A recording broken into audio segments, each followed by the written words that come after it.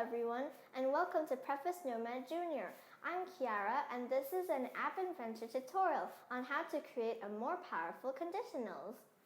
So today, this app that we're going to create is this air hockey app. So you guys know that the air hockey game at the arcade is similar to this one. So how do you play it is that you have to drag this yellow player back and forth and try to catch the ball.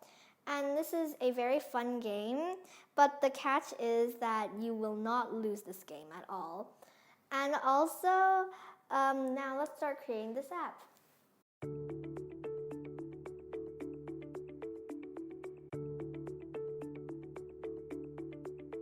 Let's start with a designer.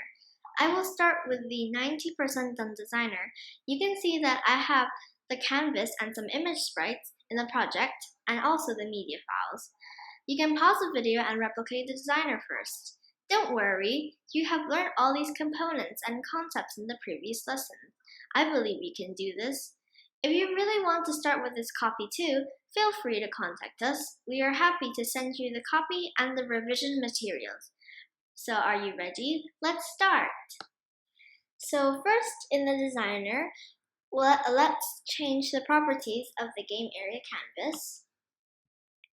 And let's change the background image to background.jpg. So you can see that both the height and the width, they don't look like they can fit the whole screen. So we're going to set both of them to feel apparent. See, now it looks perfect. And next, let's change the properties of the player IS component. And for the picture right here, we're going to change it to player.png. So it's right here, and you can see that it is very big, and it's most likely that if this player was too small, then this player would win. So let's also change the height and the width both to 60 pixels. So it will look smaller. Okay, it looks exactly what I wanted to. And then we're also going to do the similar thing to computer IS, which is just the same. So let's just change it to the computer PNG. And you can see it's also similar to this one, but just red and bigger. So then let's just change it to 60 pixels for the height and 60 pixels for the width. And now they both look equal. So you can see there is actually something missing. So where is the ball? Like, this is like an air hockey game. So where's the ball? So if you want to add a ball, let's go down to the drawing and animation, and we're going to find an image sprite. So let's drag it in the middle, right here. And we also need to rename it to air hockey IS. And so now we have an air hockey, and now we also need to change the properties of air hockey IS. So for the picture, we're going to need the airhockey.png, so it will look like the ball. But now it seems weird because this ball and these two players look like this ball looks bigger than them. So let's also change the height and the width to 40 pixels.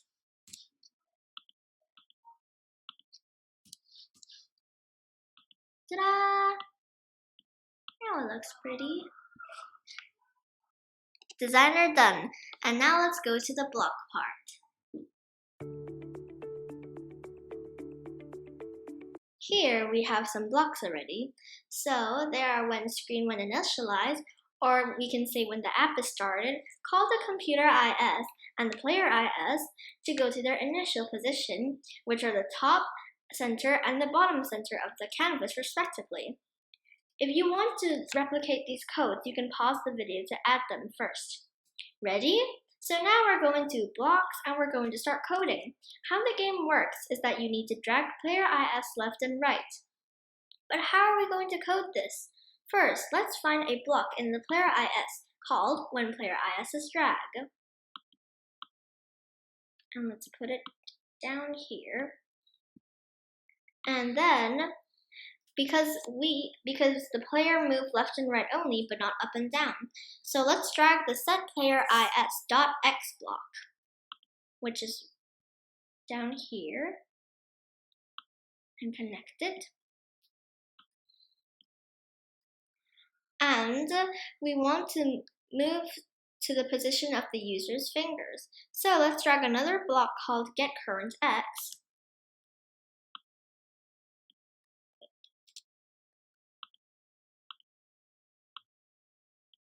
And then connect it to this block.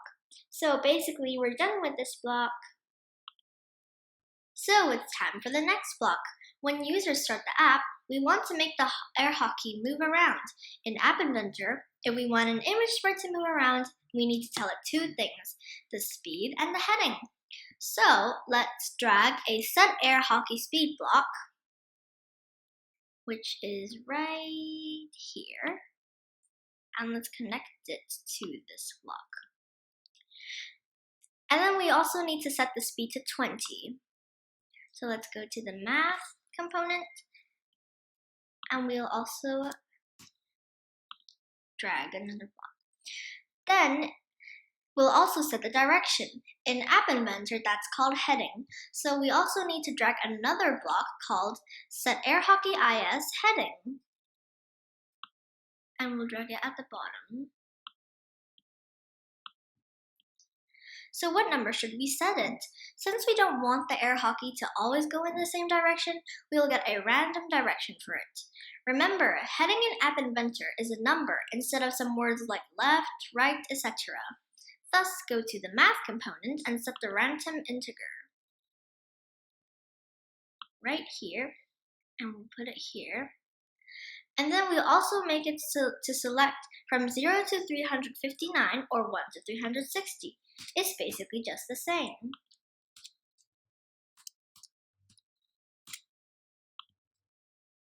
Nice! So we want to make the air hockey bounce when it reaches the edge. And so, let's drag a block called when air hockey IS edge reach. And let's put it right here. And then because we want to make it bounce when it reaches the edge, so we also need to call air hockey IS bounce edge. And we need to get the edge as well. So let's check how the game looks like right now.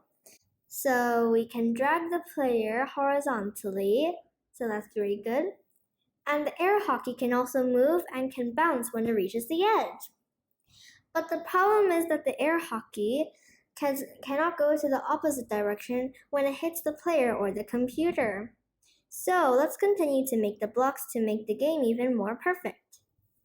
Okay, so when air hockey collides with a player, it should go up. In App Inventor, we can drag when air hockey collided with, and then we also have to use the if-then block to check if it really is colliding with the player. And then we also have to get a block from the logic to check if it's true or not. So if it's true, we can set the heading of the air hockey to a random integer from 20 to 160. So we also have to go to air hockey IS, and we have to choose the heading.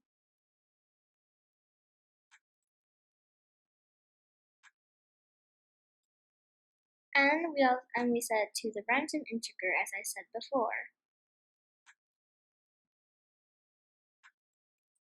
We'll set it from 20 to 160. And ta-da, we're done with this block.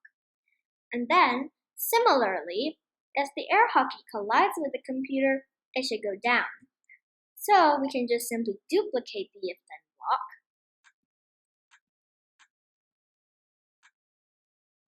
and then change the player IS to computer IS.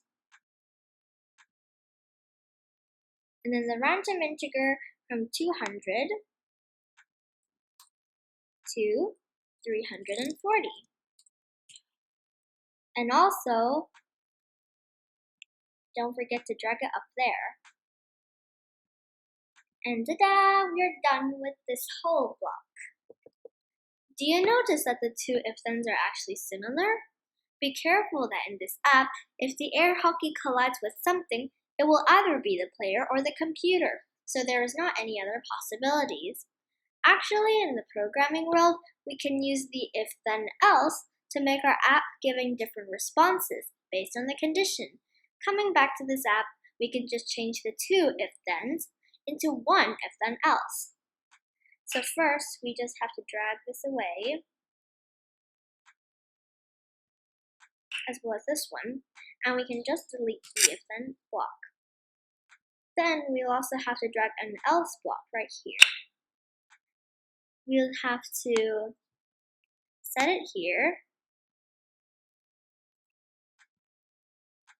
and then we need to delete this block. Okay, so the last thing we want to do is that we have to make the computer to move left and right. First, let's go up to when screen will initialize, and we need to give it a speed of 20 when the app is started.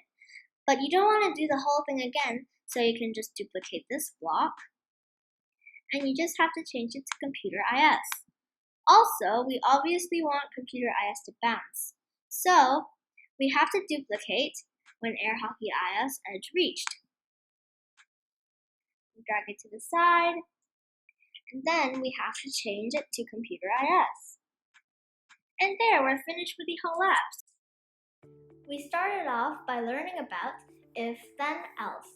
It helps us to write various outcomes based on the condition. For example, we can make an app that lets users input their age. If the age is greater or equal than 18, remember it's not 80, then he or she can vote. Else, that means the age is less than 18, he or she cannot vote. So that's all for today. I hope you enjoy the project. Remember to give us a thumbs up if you like it.